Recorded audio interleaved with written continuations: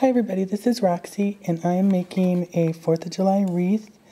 It was on Pinterest and For You Marlene made one out of burlap. She stained burlap red and used, I think, white and blue.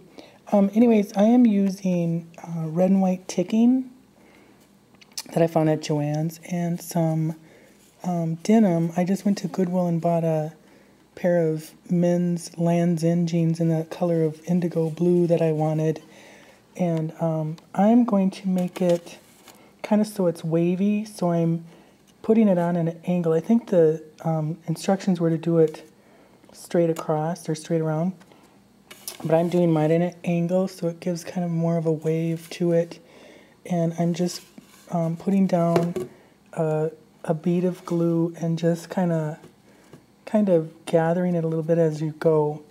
So I cut my strips into, I would say, what is that, about 2.5 inches, maybe, yeah, it's about 2.5 inches, and then just pulled, and the way I do it is you can just make a slit in your fabric and rip it all the way down, and then pull all the threads out. It's the easiest way to do it. You know, you already get a fringe. So I will be back. Okay, so I just wanted to show you, with the help of my assistant Jess, how to rip material. You just make a cut, you know, however wide you want it, and then just tear.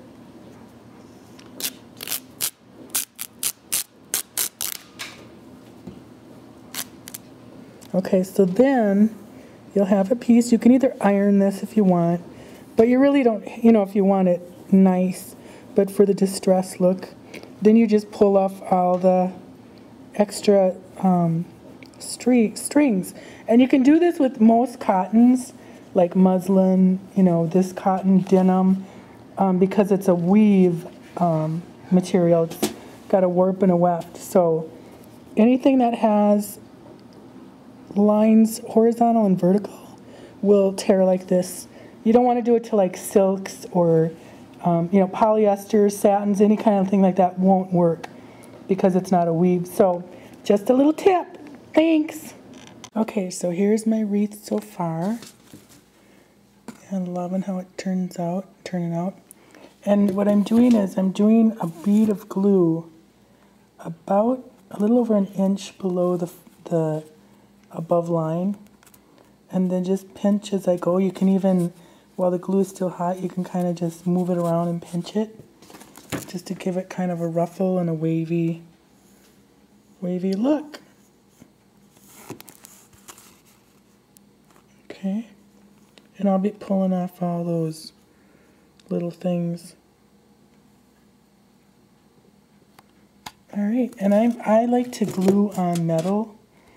I think you all know the story of me and hot things and fire and whatnot. So that's so far where I'm at.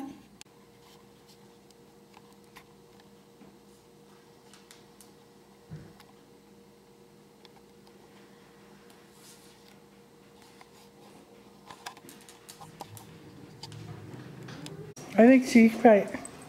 Hello. I heard that was that she always wanted to get back to Northeast. Well, that could have been.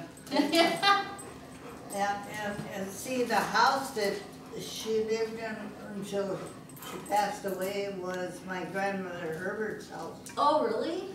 Yeah. Oh, cool. And they had, that was a duplex, and then they rented out most of the time the upstairs, and then the folks lived downstairs. I lived there while I was going to school. Like I say, and then my aunt died that summer, and I don't know how I ended up with, like I said, lots of. I used to stay at people's house almost as much as anybody could, because there was always something. And then, see, Dr. Herbert was a doctor up northeast Minneapolis. Okay. Pardon me? Little people. Generally, I think there is something to that. But I mean, look at Grandpa Coleman. Mm-hmm. How old was he when he died? 92. Wow. Was all that garlic? Yeah. Did he die before your grandma? Okay, so I've got the wreath done. And I'll show it hung up, but I just used the seam bind, or the binding, you know, the trim from the jeans that I used. And then I tied some kite string and layered some buttons, and there you have it. I'll show it hanging up now.